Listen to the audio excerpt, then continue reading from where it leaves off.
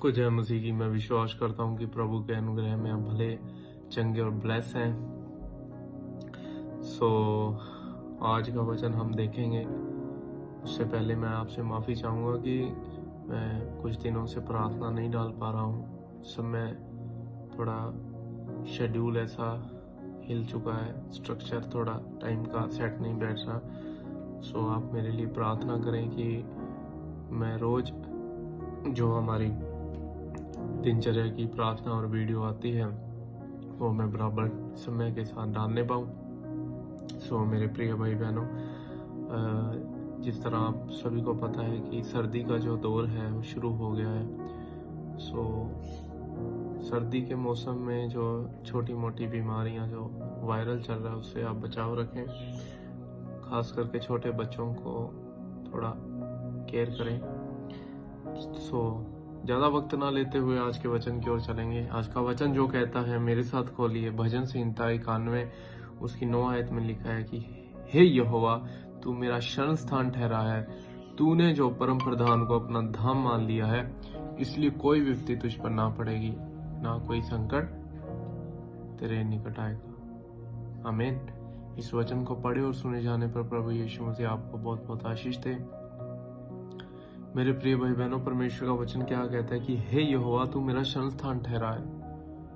हम क्या करते हैं मेरे प्रिय भाई बहन, जब हमारे पास दुख तकलीफ आती है ना, तो हम डगमगा जाते हैं, हम इधर से उधर भागने लगते हैं। हम एक जगह से दूसरी जगह, तीसरी जगह, इधर उधर और इंसानों और मनुष्य के ऊपर आस लगाने लग जाते हैं। और दूसरों को हम क्या कंप्लेंट करने लग जाते हैं कि यार मेरा माड़ा टाइम चल रहा है तो तूने मेरी बात नहीं पूछी, या XYZ जो भी है कुछ, ठीक है। कई बार ना परमेश्वर हमें दिखाता है कि जो परमेश्वर मनुष्य के अंदर जो फर्क होता है ना, वो परमेश्वर हमें ना दिखाता है। हालेलुया।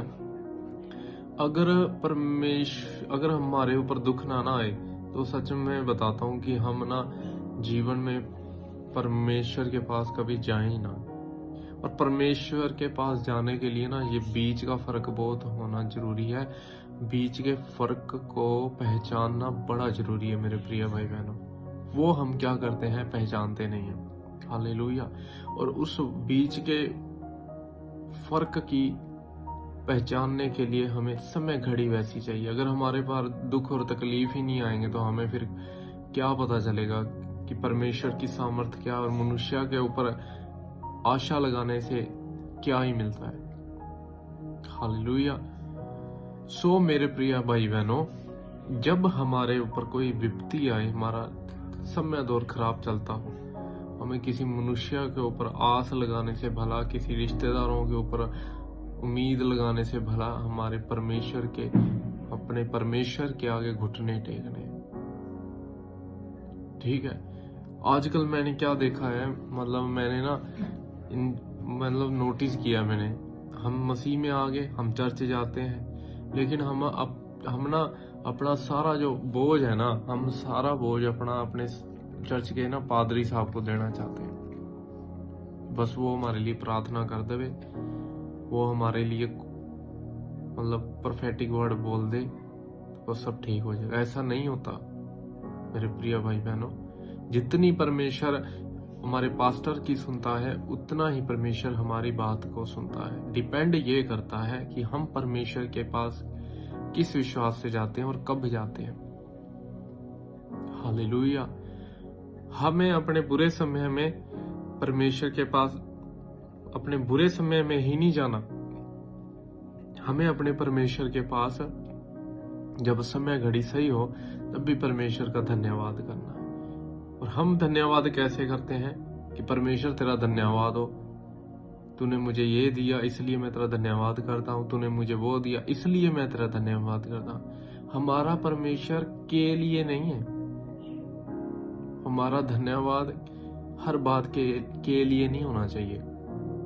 हमारा धन्यवाद इस बात से होना चाहिए क्योंकि वो परमेश्वर धन्यवाद के योग्य है। वो हमें आशीष देवे, हमें वो आशीष दे या ना दे, हमें उसका धन्यवाद करना है। क्यों करना है? सिर्फ वही धन्यवाद के योग्य है। हम उससे कोई चीज परचेज थोड़ी ना लें कि तूने मुझे ये दिया इसलिए मैं तुझे ये दे रहा हूं। नहीं, हमें परमेश्वर का धन्यवाद दिल और सच्चाई और आत्मा से करना चाहिए। सो मेरा टॉपिक ये नहीं था, इस टॉपिक पे हम फिर कभी बात करेंगे। हम वापस उसी बात में आते हैं कि हमें जब हमारे ऊपर दुख तकलीफ आती है तो हमें अपना शरण स्थान ना परमेश्वर को बढ़ाना चाहिए, ना कि हमें इधर उधर ताकना है कोई हमारी मदद कर दे, कोई कर दे। मनुष्य नहीं कर सकता। मनुष्य करना भी चाहे, मान लो एक समय पर मनुष्य ने कर भी दी, वो मदद तुम्हारे लिए कोई ज्यादा लंबे समय तक नहीं टिकेगी। कोई आज मान लो आज आपको किसी पैसे की जरूरत है, कोई 50,000 कोई लाख है, मतलब XYZ कोई भी अमाउंट हो, मान लो किसी ने मदद कर ही भी दी, ठीक है, तो क्या उससे जिंदगी थोड़ी ना निकल जाएगी, है ना। सो हमें क्या करना है, जब भी कोई दुख तकलीफ आए, कोई कुछ आए या कोई विपदा आए, बीमारी आए, परमेश्वर के पास जाओ और उसका धन्यवाद करना शुरू करो। प्रभु मैं तेरा धन्यवाद करता हूँ, तूने मुझे ठीक कर दिया, हालेलुया, तूने मुझे चंगा कर दिया है, तूने मुझे छुड़ा लिया। परमेश्वर तूने मेरे लिए कोड़े खाए हैं, किसी मनुष्य ने थोड़ी ना खाए हैं। सो मेरे भाइयों मेरी बहनों, हमें ये सोच के चलना है कि हमारा रियल जो शरण स्थान कोई मनुष्य नहीं है, हमारा परमेश्वर का स्थान है। हालेलुया। जब प्रभु यीशु मसीह गतसमनी के बाग में, बगीचे में वो जो प्रार्थना कर रहे थे, वो ये उनकी लास्ट प्रार्थना थी। उसके बाद वो उनको पकड़ने के लिए आ गए। वो उनको पता था वो 100% मनुष्य थे और 100% ही परमेश्वर थे, वो ईश्वर थे। ईश्वर तो वो तो ईश्वर ही है। उन्होंने मानव जाति के लिए मनुष्य का रूप धारण किया, क्यों कई कहते हैं कि यार वो ईश्वर था तो ईश्वर है तो फिर वो शरीर में क्यों है, तो वो कुछ भी कर सकते थे। देखो, वो परमेश्वर मनुष्य के रूप में इसलिए आए, प्रभु यीशु मसीह देहधारी होके पृथ्वी पे इसलिए आए क्योंकि जानवर को समझ सकता है और मनुष्य के दर्द को, मनुष्य की तकलीफ को समझ सकता है। इसलिए उनको मनुष्य की पीड़ा को समझने के लिए मनुष्य बन के आना पड़ा। हालेलुया। मैं विश्वास करता हूं आप बात को ना समझ पा रहे हैं ना। तो मनुष्य का रूप उन्होंने जो इसलिए धारण किया कि जो मनुष्य की निर्बलता है, दर्द है, तकलीफ है, वो अच्छी रीति से परमेश्वर जान सके। हालेलुया। ठीक है। अब मनुष्य, वो तो परमेश्वर तो देहधारी होकर आ गए कि मनुष्य मेरे पास आएगा, मेरी शरण में आएगा और मेरे दुख और तकलीफ को बताएगा और अपने दुखों को मेरे साथ साझा करेगा, शेयर करेगा। लेकिन मनुष्य तो भटक गया।